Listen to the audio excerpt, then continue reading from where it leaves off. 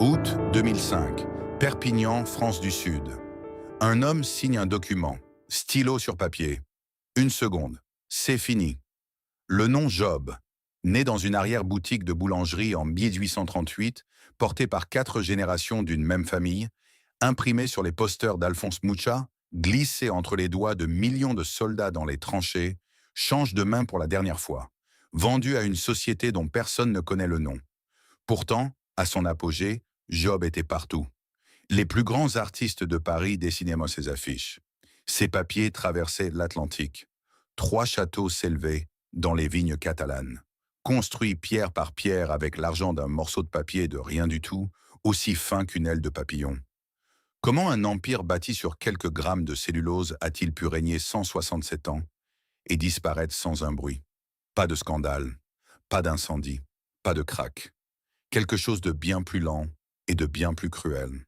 Perpignan, 1838. Une ville coincée entre les Pyrénées et la Méditerranée. Une ville qui sent le vin, la poussière et le tabac. Une ville où les hommes roulent leurs cigarettes à la main depuis que les soldats français ont rapporté cette habitude d'Espagne, 15 ans plus tôt, après la campagne des 100 000 fils de Saint-Louis. Jean Bardou n'est pas un industriel. Il n'est pas un visionnaire. Il est boulanger. Chaque matin, il pétrit la pâte. Chaque soir, il rentre dans son arrière-boutique. Et là, avec sa femme, ses enfants, 4 ouvriers, il plie des feuilles de papier en petits carnets soignés. Des papiers à cigarettes, propres, fins, pratiques. Avant lui, les fumeurs déchiraient de grandes feuilles à la main. Ou pire, arrachaient-ils des pages de livres. Jean Bardou a eu une idée simple. Vendre le papier déjà découpé, déjà compté, dans un petit livret. Une idée si simple qu'on se demande pourquoi personne n'y avait pensé avant. Les premiers carnets sont vendus dans les pharmacies locales. Pas en tabac. En pharmacie, parce que Bardou les appelle lui-même papier hygiénique. Il vend de la propreté, pas du vice. C'est son premier coup de génie marketing 100 ans avant que le mot existe. Le succès est immédiat. En 1849, Jean Bardou dépose un brevet, officiel, légal. Le document porte 3 lettres, J, un losange, B, ses initiales, séparées par le symbole héraldique de Perpignan. Sur le papier, c'est Job. Dans la bouche des clients, ce losange ressemble à un O. Alors tout le monde dit Job. Bardou ne corrige personne. Pourquoi le ferait-il? Le nom sonne. Le nom reste. Le nom devient plus grand que l'homme. Mais Jean Bardou ne verra jamais son empire. En 1852, il meurt. 3 ans seulement après avoir déposé son brevet. Il laisse derrière lui un nom, une petite manufacture et 3 enfants. Août 1853. Un mois décisif. La marque Job est mise aux enchères. Tout ce que le père a construit, le nom, le brevet, les carnets, est vendu au plus offrant. C'est Pierre, le fils cadet, qui rachète le nom de son père. 26 ans. Il débourse 16 000 francs. Une somme colossale pour un jeune homme. Il emprunte, il s'endette, mais il tient. Il ne laissera pas le nom Bardou sortir de la famille. En janvier 1854, Pierre commence à fabriquer son propre papier. Cette fois, plus question de racheter les feuilles à un fournisseur de Castres. Il veut tout contrôler. La matière, la coupe, le conditionnement, l'image. Il loue d'abord un appartement au 18 rue Saint-Sauveur. Puis il achète. Puis il agrandit. Il installe une verrière dans la cour, de la lumière naturelle pour ses ouvrières, une attention rare pour l'époque. Il divise le bâtiment en 2, d'un côté la fabrique, de l'autre son logement. Il vit littéralement sur son travail. La frontière entre l'homme et l'entreprise disparaît. Il innove sur le produit, des papiers aromatisés à la réglisse, à l'anis, à la vanille, au camphre. Il crée des boîtes décorées, élégantes, destinées aux femmes. En 1860, quand vendre du tabac à une femme bourgeoise est encore un acte presque subversif. Son frère Joseph, lui, a choisi une autre voie. Il a fondé sa propre marque, le Nil, avec un éléphant rieur pour logo.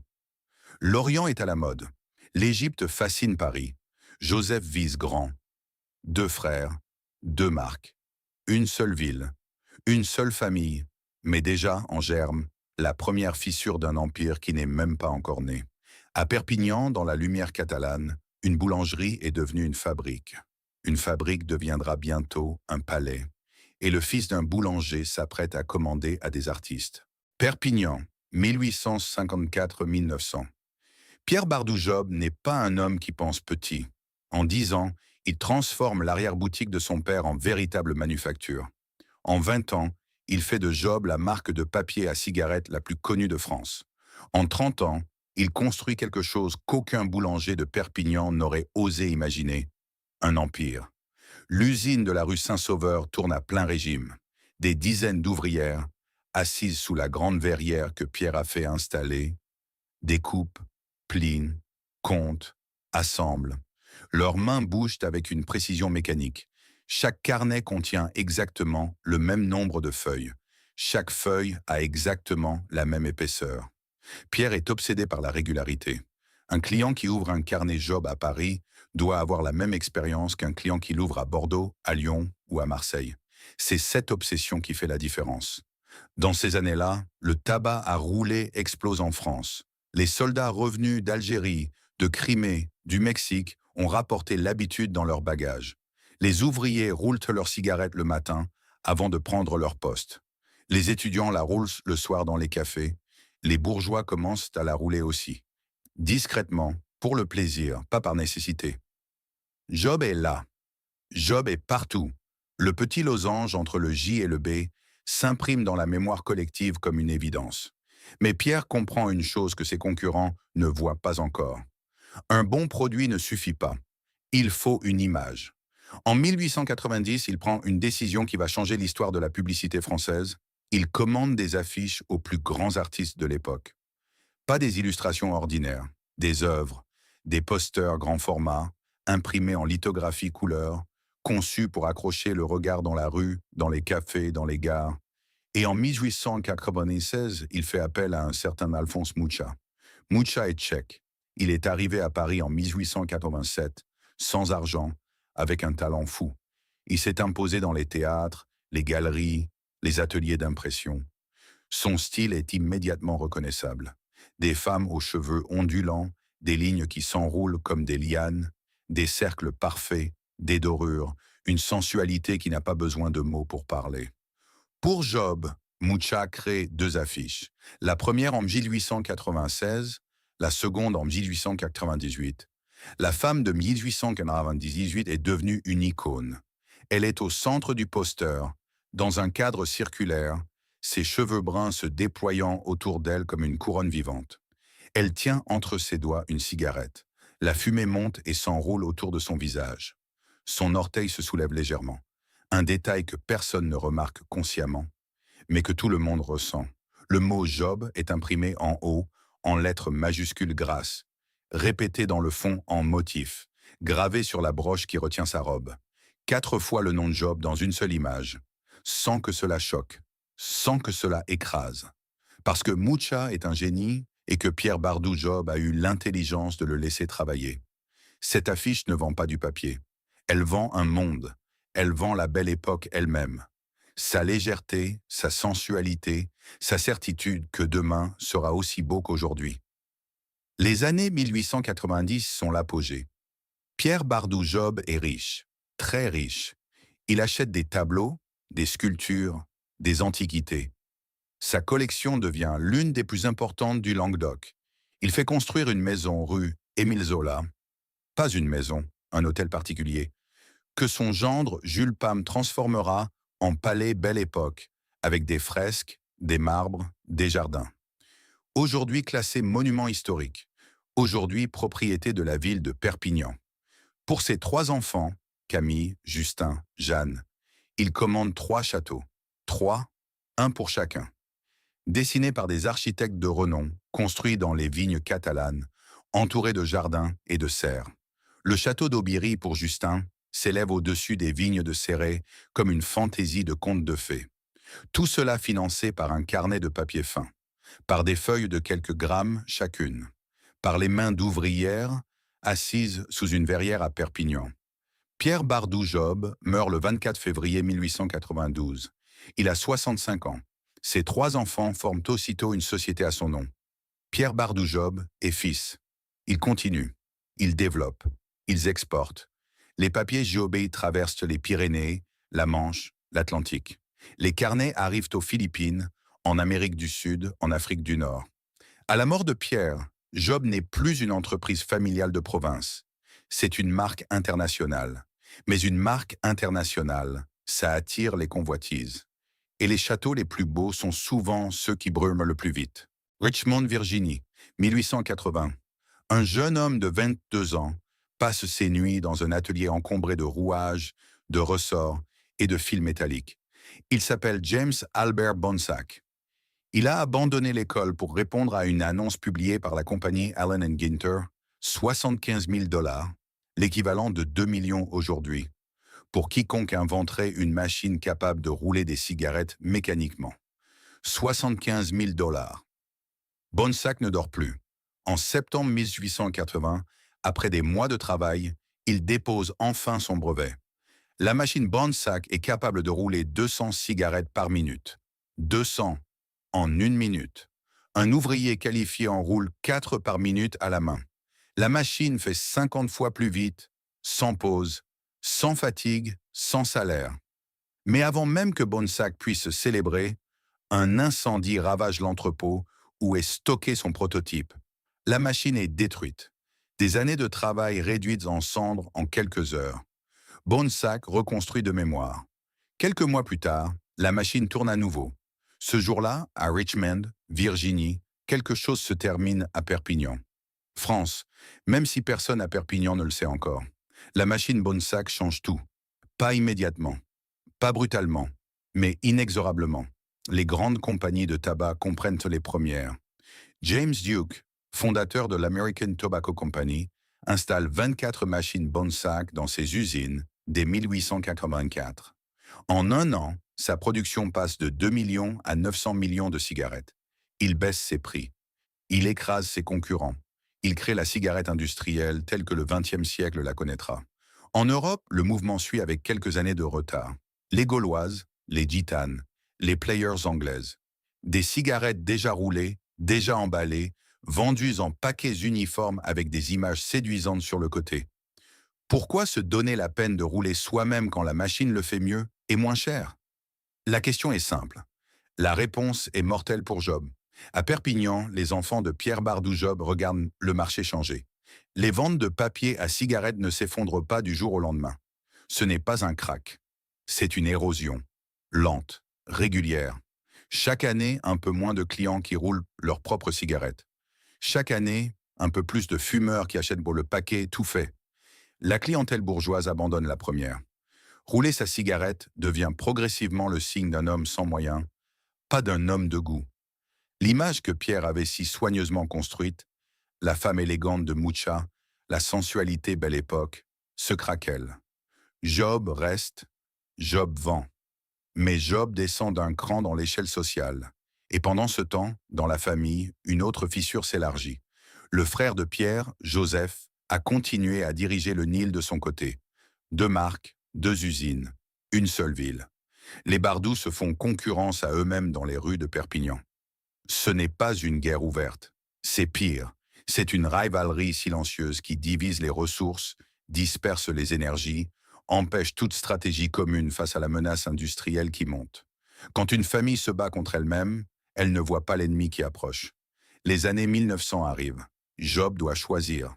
Option 1, rester sur le marché du papier à rouler, accepter de devenir une marque de niche, de travailler classe, de gens modestes qui ne peuvent pas se payer le paquet industriel. Survivre, mais renoncer au prestige. Option 2, pivoter, fournir du papier aux grandes manufactures industrielles. Devenir sous-traitant plutôt que marque. Gagner du volume, perdre l'identité. Les héritiers de Pierre choisissent les deux à la fois, et c'est peut-être là la première erreur stratégique de l'Empire. On ne peut pas être la marque d'Alphonse Mucha et le fournisseur anonyme d'une usine de tabac en même temps. L'une de ces identités finira par tuer l'autre. Mais avant que cette contradiction éclate vraiment, l'histoire intervient. Parce que l'histoire, en ce début de XXe siècle, n'a pas le temps d'attendre les stratégies d'entreprise. En août 1914, la France entre en guerre. Et la guerre fait quelque chose d'inattendu pour Job. Elle sauve les ventes. Dans les tranchées de la Somme, de Verdun, de l'Argonne, des millions de soldats français fument. Pas des cigarettes industrielles. L'armée distribue du tabac en vrac et chaque soldat roule lui-même. Les carnets Job font partie du pactage. Glissés dans les poches des capotes grises, sortis dans les rares moments de silence entre deux bombardements. Un homme qui attend de mourir a besoin de quelque chose pour ses mains. Job est là. Les commandes militaires font tourner l'usine de Perpignan à plein régime. Mais les hommes de Perpignan sont au front. Ce sont les femmes qui travaillent en maintenant, debout à 6 heures, les mains sur les machines, les yeux sur les compteurs, sans relâche. Elles tiennent en l'Empire pendant que leurs maris meurent à 300 kilomètres. Novembre 1918. L'armistice. Les soldats survivants rentrent. Certains continuent à rouler. D'autres, traumatisés, épuisés, veulent juste allumer une cigarette toute faite et ne plus penser à rien. Les ventes de papier rechutent, mais cette fois, la chute est plus rapide. Parce que l'Europe de 1918 n'est plus l'Europe de 1900. La belle époque est morte dans les tranchées avec les hommes qui la portaient. Le monde d'après est plus dur, plus pressé, moins enclin au rituel lent du papier à rouler. Les gitanes et les gauloises envahissent les cafés. Le paquet de vin devient le symbole de la modernité. Job résiste. Job innove. De nouveaux formats, de nouveaux grammages, du papier de riz, du papier de lin. La manufacture de Perpignan cherche sa place dans un marché qui se rétrécit. Et puis, en 1929, le monde entier s'effondre financièrement. La crise touche tout. Les familles populaires, dernière clientèle fidèle du papier à rouler, n'ont plus d'argent pour le tabac. Même les ouvriers font attention. Mais Job tient encore. Parce qu'une famille qui a traversé la mort d'un fondateur, une guerre industrielle avec son propre frère et 4 ans de tranchées ne tombe pas facilement. La vraie épreuve n'est pas encore venue, elle a un nom, septembre 1939. Et cette fois, ce n'est pas seulement l'Empire qui va trembler, c'est le château lui-même. Septembre 1939. La France déclare la guerre à l'Allemagne. Pour la deuxième fois en 25 ans, les hommes de Perpignan quittent leur famille. Pour la deuxième fois, les femmes reprennent les postes dans les manufactures. Pour la deuxième fois, les carnets Job glissent dans les poches des soldats. Mais cette guerre-là est différente, plus rapide, plus brutale, plus totale. En juin 1940, la France s'effondre en 6 semaines. L'armistice est signé. Le nord du pays passe sous occupation allemande.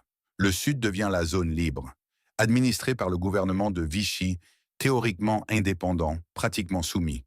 Perpignan est en zone libre, mais la frontière espagnole est à quelques kilomètres.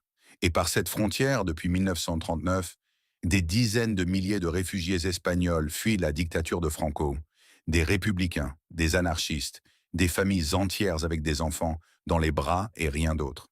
Ils s'entassent dans des camps de fortune sur les plages du Roussillon, sans eau courante, sans nourriture suffisante, sans médecin. C'est dans ce contexte qu'une femme autrichienne de 30 ans arrive à Elne, un village à 20 kilomètres de Perpignan. Elle s'appelle Elisabeth Hayden-Benz. Le château d'Ambardou, l'une des 3 demeures que Pierre Bardou-Job avait fait construire pour ses enfants, est alors vacant. Grande bâtisse catalane, entourée de jardins, loin du bruit des camps. Elisabeth Hayden-Benz le loue. Avec l'aide d'une organisation humanitaire suisse, elle le transforme en maternité. Une maternité pour les femmes des camps, pour les réfugiés espagnols, pour les femmes juives en fuite, pour toutes celles que la guerre a mises sur les routes sans rien. Entre janvier 1939 et décembre 1944, plus de 600 enfants naissent dans ce château, construit avec l'argent du papier à cigarettes. 600 vies qui commencent là où une fortune familiale avait été célébrée. Les murs qui avaient vu des fêtes bourgeoisie belle époque voient maintenant des naissances dans l'urgence, dans la peur, dans l'espoir fragile d'un monde d'après. Le château Job devient berceau de guerre. C'est l'image la plus bouleversante de toute cette histoire. Un empire du tabac qui, sans le vouloir, sans le savoir, donne naissance à la vie au moment même où il commence à mourir. 1945, la guerre est finie. L'Europe sort de 6 ans de destruction avec une seule obsession. Reconstruire vite, moderniser tout, tourner la page. La France de l'après-guerre veut oublier. Elle veut du neuf. Elle veut de la vitesse. Et dans cette France-là, rouler sa cigarette à la main commence à sembler archaïque. Les Gauloises bleues et les gitanes maïs envahissent les bistrots. Glamour, accessible, moderne. Jean-Paul Sartre fume des Gauloises à Saint-Germain-des-Prés. Albert Camus aussi. Humphrey Bogart allume une Lucky Strike sur les écrans de cinéma. La cigarette industrielle devient le symbole même de la modernité d'après-guerre. Rapide, efficace, sans effort. Le papier à rouler, lui, reste. Mais il recule. À Perpignan, la manufacture Giob continue de tourner. Les héritiers de Pierre Bardou-Job gèrent l'entreprise avec sérieux, avec compétence. Ils innovent sur les grammages, améliorent la qualité du papier de riz, étendent dans les gammes, mais ils font une erreur que beaucoup d'entreprises familiales font au même moment, dans la même situation. Ils gèrent. Ils n'osent pas. Gérer, c'est maintenir ce qui existe. Oser, c'est risquer de tout perdre pour tout regagner autrement. Pierre Bardou-Job, en 1854, avait osé. Il avait emprunté 16 000 francs pour racheter le nom de son père. Il avait installé une verrière. Il avait commandé des affiches à Moucha quand personne ne faisait ça. Ses héritiers des années 50 et 60 sont des gestionnaires honorables dans un monde qui réclame des visionnaires. Pendant ce temps, autour d'eux, le paysage concurrentiel se transforme en profondeur. OCB, né en 1822 sur les bords de l'Odette, en Bretagne, consolide ses positions. Rizla, racheté progressivement par les grands groupes britanniques, s'internationalise avec des moyens industriels que les Bardou ne peuvent pas égaler.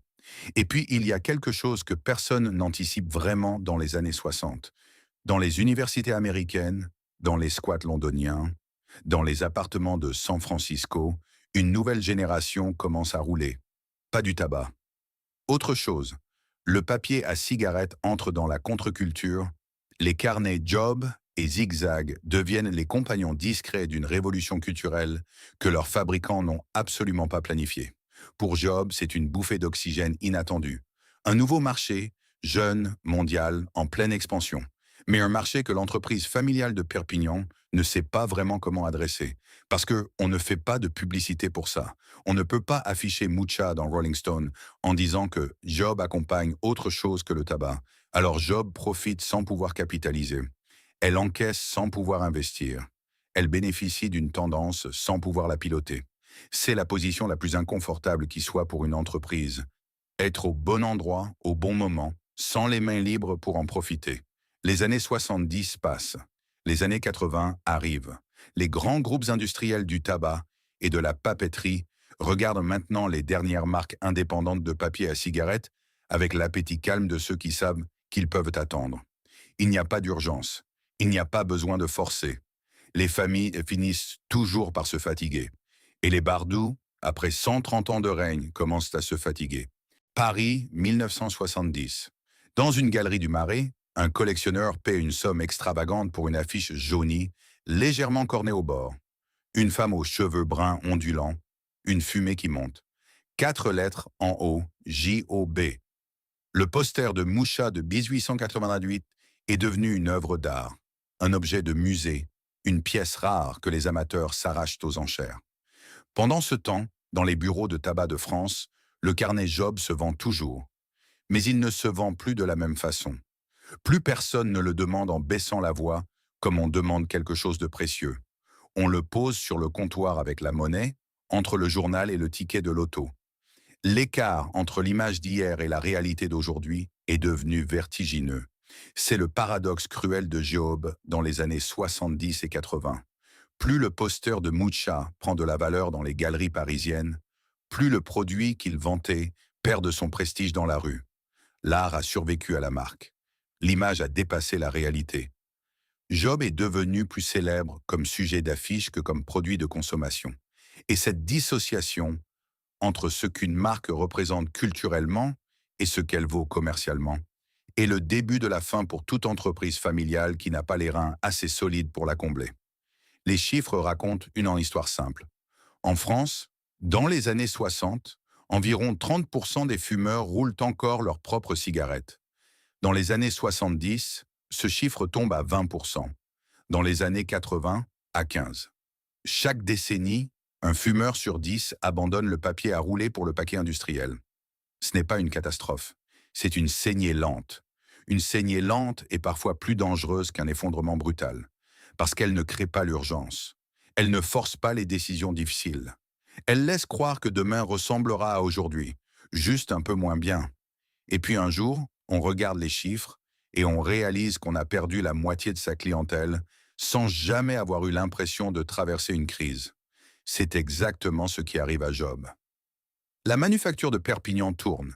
Les carnets sortent, les factures sont payées, les salaires tombent à la fin du mois. Mais autour de Jaoubert, le monde se concentre à une vitesse terrifiante. En 1981, Imperial Tobacco, le géant britannique, rachète Rizla. En un seul mouvement, l'un des concurrents historiques de Job passe sous le contrôle d'un groupe qui pèse des milliards. Rizla hérite soudainement de réseaux de distribution mondiaux, de budgets marketing sans commune mesure, d'équipes de développement produits que les Bardous ne pourraient pas financer qu'en vendant leur château. OCB, de son côté, a été intégrée dans le groupe Bolloré depuis des années. Elle aussi dispose désormais d'une puissance industrielle que Jobé ne peut pas égaler. Job se retrouve seul, dernière grande marque indépendante de papier à cigarette en France. Comme un vieux château au milieu d'une zone industrielle, debout, intact, mais de plus en plus anachronique. Il faut comprendre ce que c'est que de gérer une entreprise familiale à la 4e génération. La première génération crée. Elle prend des risques fous parce qu'elle n'a rien à perdre. Jean Bardou plie des carnets dans son arrière-boutique. Pierre rachète le nom de son père pour 16 000 francs qu'il n'a pas. Ils inventent. La deuxième génération développe. Elle construit sur ce que la première a créé. Elle est encore proche de l'origine, encore animée par la même énergie fondatrice. La troisième génération gère. Elle a grandi dans la richesse. Elle a appris les chiffres, les bilans, les procédures. Elle est compétente, mais la flamme du fondateur est déjà plus lointaine. La 4e génération hérite. Elle reçoit quelque chose qu'elle n'a pas construit, qu'elle ne comprend pas vraiment de l'intérieur. Elle a peur de tout casser. Alors elle touche à rien. Elle attend. C'est le schéma classique. C'est le schéma Job. Dans les années 80, les héritiers Bardou de 4e génération se trouvent là face à des choix impossibles. Fusionner avec un grand groupe, cela signifie perdre le contrôle, perdre le nom, devenir une division dans un organigramme, un numéro de code produit dans un catalogue. Rester indépendant, cela signifie se battre avec des ressources limitées contre des géants qui peuvent se permettre de vendre à perte pendant des années pour tuer la concurrence. Innover radicalement? Mais vers quoi? Le papier chanvre est encore marginal. Le cannabis est illégal. Le marché du roulé reste limité. Les grandes idées coûtent de l'argent que la famille n'a plus en excès. Ils choisissent de tenir, de résister, de survivre. Ce n'est pas un mauvais choix. C'est un choix humain, compréhensible, respectable. Mais c'est un choix défensif. Et dans un marché qui se contracte face à des concurrents qui attaquent, la défense seule ne gagne jamais. Les années 90 arrivent avec leur lot de nouvelles menaces. L'Union européenne harmonise les réglementations sur le tabac. Les taxes augmentent. Les interdictions de publicité se multiplient. On ne peut plus afficher une femme sensuelle fumant une cigarette sur un panneau en centre-ville. L'image que Mucha avait construite, cette sensualité assumée, ce plaisir revendiqué, est maintenant illégale dans l'espace public. Job perd son dernier levier marketing. Et puis, en 1992, une étude de l'Organisation mondiale de la santé confirme ce que tout le monde sait, mais que personne ne voulait mettre en chiffres.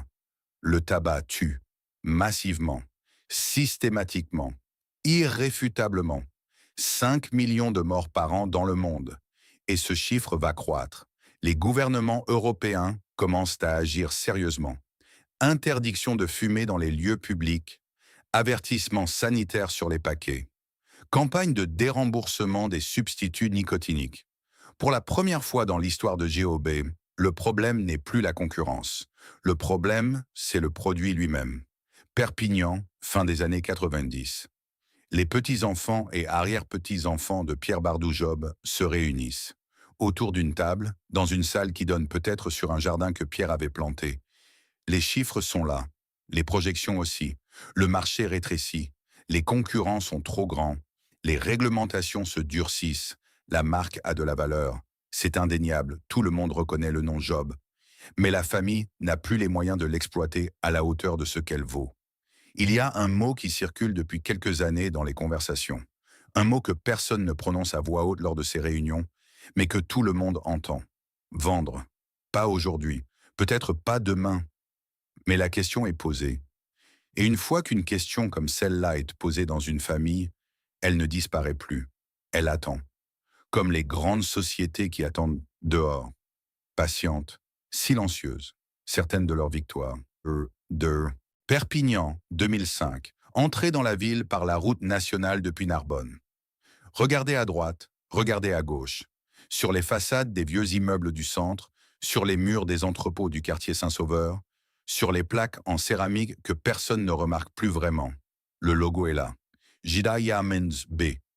Parfois effacé par le temps, parfois recouvert par une couche de peinture. Mais là, une ville entière porte la signature d'un boulanger mort en 1852. Les anciens de Perpignan se souviennent. Ils se souviennent du bruit de la manufacture rue Saint-Sauveur, le claquement régulier des machines à couper, le bruissement des feuilles de papier en cascade, l'odeur légèrement sucrée du papier de riz chauffé par les cylindres. Ils se souviennent des ouvrières qui sortaient à midi en tablier blanc et s'asseyaient sur les marches pour manger leur casse-croûte au soleil catalan. Ils se souviennent d'une époque où dire qu'on travaillait chez Job signifiait quelque chose dans cette ville. Pas juste un emploi, une appartenance, une identité. Mais en 2005, cette époque-là est déjà un souvenir. La manufacture historique de la rue Saint-Sauveur a fermé depuis des années. La production s'est rationalisée, regroupée, déplacée. Les murs restent. Les machines sont parties. La famille Bardou, ou ce qu'il en reste, dispersée entre Perpignan, Paris et ailleurs, n'est plus vraiment aux commandes depuis longtemps. L'entreprise a changé de visage progressivement, discrètement, à travers des restructurations successives, des entrées de capitaux extérieurs, des cessions partielles. Ce n'est pas une trahison soudaine, c'est une longue abdication, comme une marée qui se retire. On ne voit pas l'eau partir, on regarde la plage le lendemain matin, et elle est là, étendue, vide, brillante sous le soleil.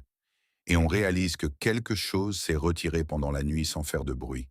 En 2005, Republic Technologies International finalise le rachat complet des droits sur la marque Job.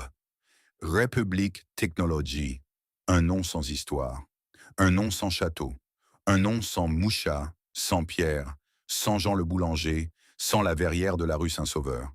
Un nom d'entreprise comme il en existe des milliers, fonctionnel, neutre, conçu pour les bilans comptables et les organigrammes, pas pour les affiches art nouveau. La transaction est légale, elle est propre, elle est même, d'un certain point de vue, logique. Mais quelque chose meurt ce jour-là. Pas la marque. La marque survit. Les carnets continueront à sortir des machines. Le J.D. Ammons B continuera à apparaître dans les bureaux de tabac de France et de Navarre. Ce qui meurt, c'est le lien. Le lien invisible mais réel entre un nom et une famille. Entre un logo et une histoire humaine. Entre un produit et les mains qui l'ont inventé. Ce lien-là, aucune transaction commerciale ne peut le vendre. Mais toutes peuvent le couper. Ce jour de 2005, à Perpignan, 3 personnes vivent différemment la même réalité. La première s'appelle, appelons-la Marguerite. Elle a 62 ans. Elle a passé 37 ans à travailler dans la manufacture Job. Elle est entrée à 25 ans, juste après son mariage, parce que son beau-père y travaillait déjà, et son beau-père avant lui aussi. Elle connaît le papier mieux que quiconque. Elle sait à l'œil nu si une feuille fait 11 grammes par mètre carré ou 13. Elle sait reconnaître au toucher un papier de riz d'un papier de chanvre. Ses mains gardent la mémoire de millions de feuilles. Quand elle apprend la vente finale, elle ne pleure pas, elle ne crie pas. Elle rentre chez elle, s'assoit dans sa cuisine et reste silencieuse un long moment. Puis elle dit à son mari une seule phrase. C'était une belle maison. Elle ne parle pas d'un bâtiment. Elle parle de quelque chose qu'on ne peut pas acheter et qu'on ne peut pas vendre non plus. Et que Republic Technology ne possédera jamais vraiment. Le deuxième s'appelle, appelons-le Julien. Il a 34 ans. Il vient de Lyon. Il a un MBA. Il a été recruté par Republic Technologies pour gérer la transition, optimiser les processus, aligner les marques Job, OCB et zigzague dans un portefeuille cohérent. Il est compétent, il est honnête, il croit vraiment à ce qu'il fait. Pour lui, Job est un actif avec une forte reconnaissance de marque, un héritage culturel exploitable, un potentiel de repositionnement sur le segment premium. Il a des slides PowerPoint qui le démontrent, avec des courbes et des pourcentages. Il ne comprend pas tout à fait pourquoi certains employés de Perpignan le regardent avec cette expression étrange quand il parle d'optimisation. Cette expression qui n'est pas de la colère. Qui est pire que la colère? De la tristesse. Le troisième n'est pas à Perpignan ce jour-là. Il est à Paris, dans une salle des ventes du 8e arrondissement. Il s'appelle, appelons-le Bernard. Il a 50 ans. Il collectionne les affiches Art Nouveau depuis 20 ans. Ce matin, il est assis au 3e rang, le catalogue sur les genoux, un numéro d'enchère à la main. Le commissaire-priseur présente le lot suivant. Une affiche originale d'Alphonse Mouchat pour Job, 1898, état exceptionnel, encadré sous verre, estimé entre 35 et 45 000 euros. Bernard lève son numéro. À 42 000 euros, il remporte la mise. Il rentre chez lui avec l'affiche soigneusement emballée sous le bras. Satisfait, heureux même. Il sait qu'il a fait une bonne affaire. Dans 10 ans, cette affiche vaudra peut-être le double. Ce même jour, à Perpignan, le nom Job change de main pour une somme que personne ne rendra publique. Les employés apprennent la nouvelle par une note interne. 2 paragraphes. Un logo Republic Technology en haut de page. À Paris, un homme paie 42 000 euros pour une image de ce que Job a été. À Perpignan, une famille revend pour une somme confidentielle ce que Job est encore. L'art vaut plus que l'entreprise. Le passé vaut plus que le présent. C'est peut-être la leçon la plus cruelle de toute cette histoire. Republic Technology installe ses bureaux au 3750 avenue Julien Panchaud, Perpignan. Une adresse industrielle en périphérie de ville. Loin de la rue Saint-Sauveur, loin de la Verrière, loin des châteaux, dans les vignes. L'entreprise compte 389 employés. Elle gère 3 marques, Job, OCB, Zigzag, avec le professionnalisme froid et efficace d'un groupe qui sait ce qu'il fait. Elle pivote vers les cigarettes électroniques. Elle développe des produits de nettoyage optique pour diversifier ses revenus. Elle dépose des marques comme 420 pour capter le marché cannabis qui s'ouvre. Elle survit. Elle prospère même, à sa façon. Mais rue Saint-Sauveur, les murs portent encore le G Diamonds B, et personne n'a donné l'ordre de les repeindre. Peut-être parce que même Republic Technology sait, quelque part, que ce logo ne lui appartient pas vraiment. Il appartient à un boulanger mort en 1852, à son fils qui a tout risqué pour racheter un nom, à une femme de 62 ans qui range ses affaires en silence, et à des millions de mains qui ont tenu, entre le pouce et l'index, une feuille aussi fine qu'une aile de papillon. Perpignan, aujourd'hui. Prenez la route D115 en direction de Céret. Roulez 22 minutes vers les contreforts des Pyrénées. Les vignes s'étendent de chaque côté, vertes au printemps, dorées en automne. Et soudain, sur votre droite, il apparaît. Le château d'Aubiry. Pierre Bardou-Job l'avait fait construire pour son fils Justin à la fin du XIXe siècle. 3 grandes serres de verre dans le parc, dont 2 se sont effondrées depuis, leurs armatures métalliques rouillées pointant vers le ciel comme les côtes d'un navire naufragé. Mais le château lui-même est toujours debout. Les tourelles, les moulures belle époque, les façades ocre sous le soleil catalan. Il domine encore le paysage, construit avec l'argent d'un carnet de papier fin. Toujours debout 130 ans plus tard, quand la manufacture qu'il a financée n'existe plus sous sa forme originale. La pierre dure plus longtemps que le papier. C'est une évidence. Mais il y a quelque chose de plus troublant dans ce constat quand on s'arrête vraiment devant ce château. L'idée que la richesse peut se solidifier, se minéraliser, outlive ses propres origines. Jean Bardou pliait des carnets dans une arrière-boutique. Son arrière-petit-fils habitait un château. Et le château est encore là quand le carnet a presque disparu. À Elne, à 20 km de Perpignan, le château d'Ambardou raconte une autre histoire. C'est ici qu'Elisabeth Hayden-Benz avait installé sa maternité de guerre. C'est ici que 608 enfants sont nés entre 1939 et 1944, dans les draps propres d'une demeure bourgeoise, transformée en refuge. Aujourd'hui, le château est un musée. On peut le visiter tous les après-midi. Dans le couloir d'entrée, une liste. Les noms des 608 enfants nés ici. Des noms espagnols, des noms juifs, des noms français. Des gens qui ont aujourd'hui 80 ans, 85 ans, qui vivent peut-être à Barcelone, à Tel Aviv, à Buenos Aires, et qui sont nés dans une maison construite avec l'argent du papier à cigarette. Ils ne le savent peut-être pas, ou peut-être que certains le savent, et que ça leur semble aussi improbable qu'un conte. Un empire du tabac qui donne naissance à la vie, une fortune construite sur la fumée qui devient, un jour, un berceau. À Paris, les posters de Mucha pour Job continuent leur vie autonome, indépendante de tout ce qui s'est passé à Perpignan. Ils sont dans les musées, le Victoria and Albert Museum à Londres, le Princeton University Art Museum aux États-Unis. Ils sont dans les collections privées, les galeries spécialisées, les salles des ventes où les amateurs se disputent les exemplaires originaux à des prix qui auraient stupéfait Jean Bardou. La femme aux cheveux ondulants, la fumée qui monte, le JOB en lettres grasses, cette image a traversé 127 ans sans vieillir. Elle n'a pas besoin de la manufacture de Perpignan pour exister. Elle n'a pas besoin de Republic Technology. Elle n'a pas besoin d'un carnet dans un bureau de tabac. Elle existe seule, complète, immortelle à sa façon. Et puis, il y a les gens. Marguerite, l'ouvrière de 37 ans, est à la retraite maintenant. Elle vit toujours à Perpignan. Parfois, quand elle passe devant un bureau de tabac, elle jette un œil au présentoir. Le carnet Job est encore là, entre les Marlboro et les OCB. Elle ne l'achète pas. Elle ne fume plus depuis des années. Mais elle s'arrête. 1 seconde, 2 secondes. Puis elle reprend sa route. Ce geste, cet arrêt d'1 seconde devant un carnet de papier, contient toute l'histoire que nous venons de raconter. 167 ans de famille, de travail, de guerre, de château et de faillites silencieuses, compressés dans 1 seconde d'hésitation devant un présentoir en plastique. Les empires ne meurent pas toujours dans le fracas.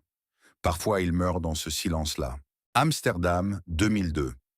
Dans un coffee shop du Jordan, un jeune Américain du New Jersey pose sur le comptoir un petit paquet brun non blanchi, sans logo clinquant, sans image séduisante. Juste du papier brut, non traité, couleur miel.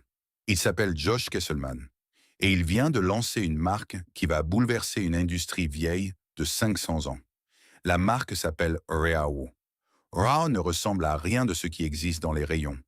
Pas de blanc chimique, pas d'additifs, pas de gommage artificiel, du chanvre pressé, non raffiné, avec ses imperfections visibles, des petites veines dans le papier, une texture légèrement rugueuse, une couleur qui dit clairement « Ceci n'a pas été fabriqué dans une usine qui cherche à vous impressionner ». Kesselman comprend quelque chose que les grandes marques européennes n'ont pas encore vu. La nouvelle génération ne veut pas de prestige. Elle ne veut pas de belle époque. Elle ne veut pas de femmes de Mucha ni de châteaux catalans. Elle veut de l'authenticité. Raw explose. D'abord dans les coffee shops d'Amsterdam, puis dans les dispensaires de Californie après la légalisation médicale du cannabis en 1996, puis partout où le cannabis devient légal, toléré, normalisé. Et cette explosion révèle quelque chose que personne n'avait vraiment mesuré. Le marché du papier à rouler n'était pas en train de mourir. Il était en train de changer de clientèle. Les fumeurs de tabac traditionnels vieillissaient, mouraient, arrêtaient. Mais une nouvelle génération arrivait, plus jeune, plus urbaine, plus internationale, qui roulait autre chose. Et cette génération avait besoin exactement du même produit, une feuille fine, légère, qui brûle lentement et proprement. Le papier à cigarette avait trouvé son avenir là où personne n'avait osé regarder. Republic Technology, héritière du nom Job, propriétaire d'OCB et de Zigzag, comprend le signal. Tard, peut-être, mais elle le comprend. En 2019, elle dépose la marque OCB Virgin Paper, un papier non blanchi sans chlore, positionné explicitement sur la naturalité. En 2020, elle dépose la marque 4.20. La référence est transparente pour quiconque connaît la culture cannabis. Il est exactement 16h20 quelque part dans le monde quand cette décision est prise et Republic Technologies le sait parfaitement. Job suit. Des nouveaux formats, des nouveaux grammages, un repositionnement discret mais réel vers ce nouveau marché. L'ironie est totale et magnifique. Jean Bardou a inventé le papier à cigarette en 1838 pour que les soldats français puissent rouler leur tabac proprement. 187 ans plus tard, le même papier, fabriqué dans la même ville portant le même nom, sert à rouler du cannabis légal en Californie, au Canada, aux Pays-Bas. Jean Bardou ne pouvait pas imaginer cela. Personne ne pouvait. Mais il y a une nuance importante à ne pas effacer dans cet optimisme. Le pivot cannabis sauve le marché du papier à rouler en général. Il ne restaure pas la grandeur de Job en particulier. Republic Technologies gère Job comme une marque parmi d'autres, dans un portefeuille, avec compétence, avec méthode, mais sans la passion obsessionnelle d'un Pierre Bardou qui vivait littéralement dans son usine. Le chiffre d'affaires de Republic Technologies atteint 296 millions d'euros en 2024. L'entreprise est rentable. Elle emploie 389 personnes à Perpignan. 389 personnes.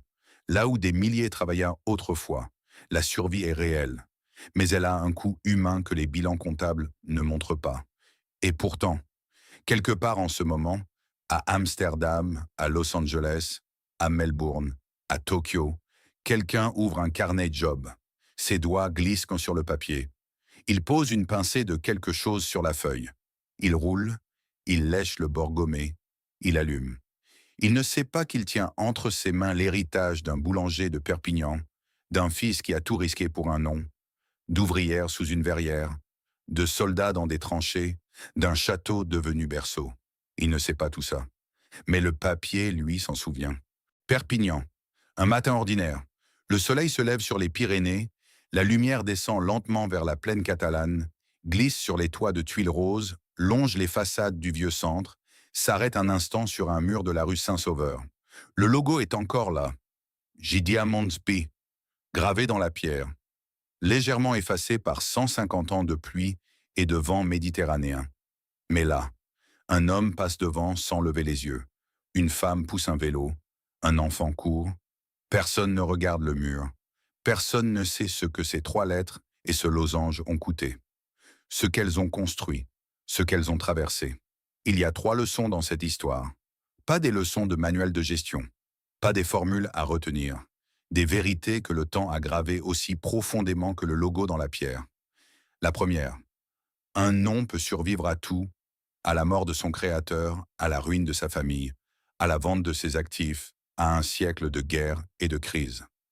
Jean Bardou est mort en 1852, il y a 173 ans. Et ce matin, à l'autre bout du monde, quelqu'un ouvre un carnet portant ses initiales. Le nom a outlived l'homme.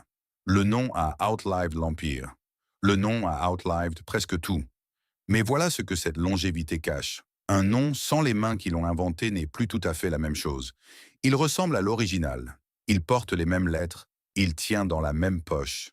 Mais quelque chose, dedans, est différent. Comme une chanson reprise par quelqu'un d'autre.